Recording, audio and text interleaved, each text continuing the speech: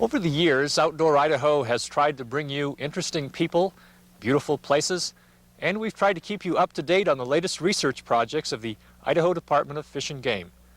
Since its inception 50 years ago, the department has become much more scientific. And as you're about to see, some of those early research methods were, well, rather primitive. But then, so was television.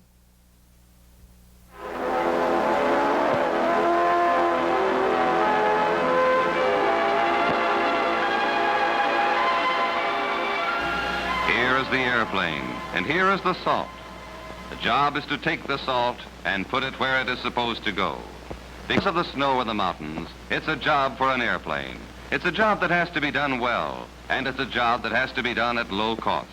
Each block weighs 50 pounds. In the tri-motor plane, they carry 70 blocks to a load. Sometimes it takes 2 hours of flying to drop a load of salt. It takes a slow and powerful plane for this type of flying. It takes a plane which can carry a load. The airplanes which work in the mountains are mighty sensible planes. It's mountain flying and it's low flying. It's all in the day's work for the men who do it. Late 40s and early 50s, the department firmly felt that the use of salt was to the advantage of moving the animals off of depleted winter ranges and hasten their departure to the spring ranges. In other words, it drew them off like a kid to an ice cream parlor. They also felt that the salt was essential to the nutritional welfare of the animals. But it was a massive undertaking. They did it with ground transportation, even to the point of having a pack string that was hired to pack it into the remote areas of the Selway Bitterroot Wilderness. And then they transitioned to aircraft and dropped it out of the aircraft with the idea of creating these, as I say, quote unquote, natural salt licks. They stopped doing it in the very late 50s and early 60s when, as I say, the Cooperative Research Unit at the University of Idaho proved that basically that it just wasn't doing the job. They also found that didn't really change the normal routine of the animals in their departure from winter range to spring and summer range. In the early on activities of this department, a lot of it was predicated on best judgment and not on scientific investigative work. There weren't that many biologists in the department. The biology movement in the field of wildlife management was just an infant, and they just hadn't got that deeply started into a biological investigative work, and they simply did not have the answer that they have today. In 1938, the Department of Fish and Game was established by the legislature as a result of a petition by the sportsmen of Idaho. A 5-man commission was appointed by the governor, and 73 employees were hired. Now, Marty Marash wasn't one of those original employees. He came on as a conservation officer in 1956. But a strong sense of history and tradition has made Marty somewhat of an expert on Fish and Game's past 50 years. This was 30 years ago in the late 50s. This is the operation of trapping and tagging antelope. That's me, yes. Used to be a very sophisticated operation, really, where you would take and put a radio-controlled vehicle out in the valley floor. Then you would put spotters up on the high points around, and they would spot the antelope does as they were nursing their fawns.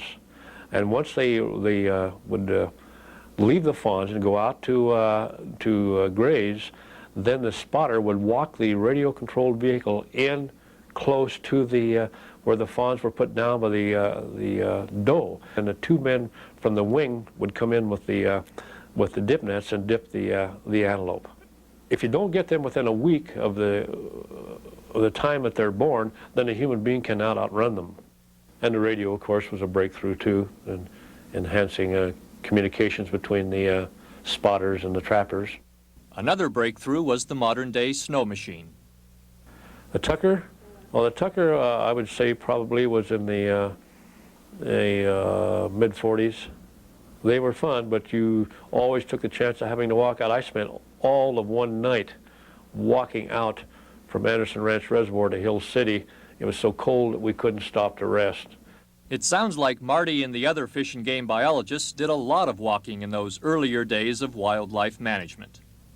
I can remember participating in a lot of ground counts where they'd take you up to the top of the drainage and give your sack lunch and say, okay, we'll pick you up down at the Barber Trailer, the old Barber Trailer Park. We'd start on top of Lucky Peak Mountain, and we'd walk off all day long, come down, and we'd count the deer that we saw. Now that was a rough management tool at best, but still it was, at that time, it was the best thing that they had going. Over the years, Fish and Game has moved populations of animals, such as mountain goats and moose, into historic habitat that they had abandoned or new habitat areas. The department reintroduced the California bighorn to southern Idaho and brought in some exotic species, such as ring-necked pheasant, 3 subspecies of wild turkey, and the chukar partridge. One of the most successful exotic plants have been the chukar partridge. Late 40s and particularly the early 50s and into the mid 50s, they really started to plant the birds as many as 5,000 a year. And those birds really took off about 1955, 56, when they had their first, I remember when they had their first seasons around 55 or 56. Hunting chukar partridge didn't require a controlled hunt permit.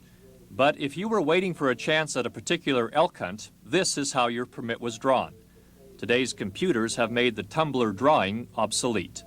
In looking at the 50-year review of the department progress, it's been astounding in how they've hung on to the wildlife resources of this state in spite of a lot of intense competition for the habitat that supports the wildlife. But that's only a part of the story of the past 50 years. Land management, non-game, enforcement, engineering, all these were important elements that developed as the department grew. But probably one of the earliest things we associate with Fish and Game is, of course, the hatchery system.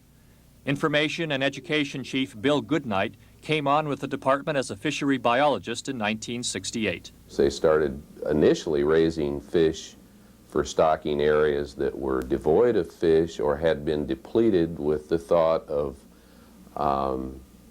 restoring natural reproduction and natural production. But very soon it became apparent that to provide good fishing, fish had to be raised to catchable size and released. Raising these fish in one primary location in the state provides a problem of distributing them all over the state. There's a problem in transporting them great distances because trout require a highly oxygenated water and cold water in order to survive these trips. The ice was originally placed in there, of course, to keep the water temperature down and also to keep oxygen content up. Water holds more oxygen the colder that it is. So ice was used in the early days, and there were ice-up stations along the routes from Hagerman to North Idaho. They'd stop in McCall and ice up again. Of course, now all of the trucks are refrigerated. 50 years has seen a lot of changes in fisheries in Idaho, and I think one of the landmarks over the last 30 years in fisheries management has been wild fish management, which has provided the opportunity for anglers to catch wild fish, and the change of philosophy that's occurred among anglers, which permits these fish to be released, caught again, and grow to large size, has helped us manage wild fish.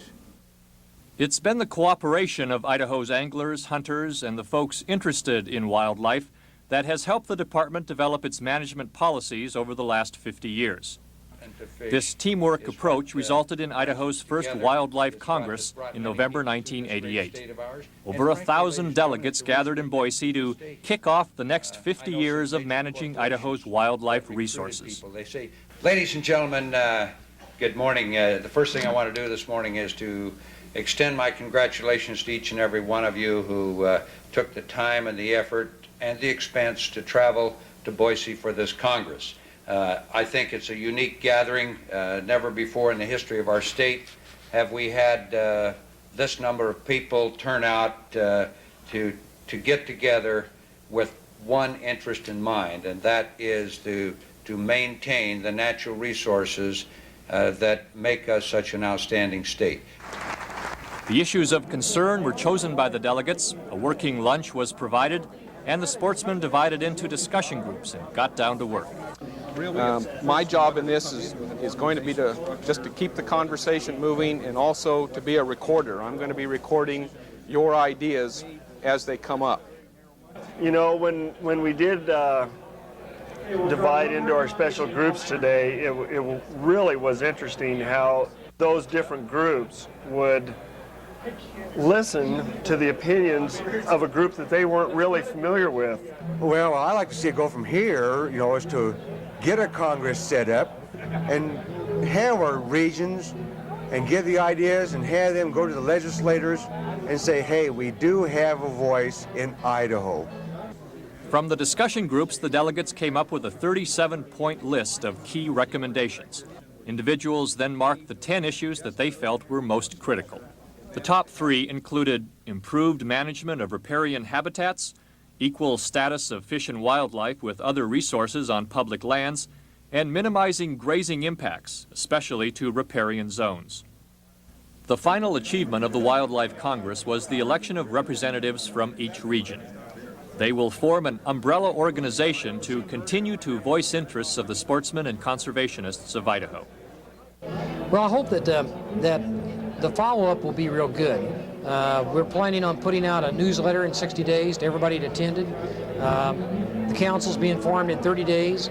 My perception is that we started the engine, and I expect it to go on and become a major factor in the state. There are a lot of people that need to have credit for the work they did, but the bottom line is if the sportsmen in the state hadn't shown up, then the whole thing's for nil. So the thing I'd like to thank people for is showing up and showing their interest. We've known it's always been there, and actually do something meaningful for wildlife. And I think that's the bottom line that we were looking for, and we're really glad it worked out that way.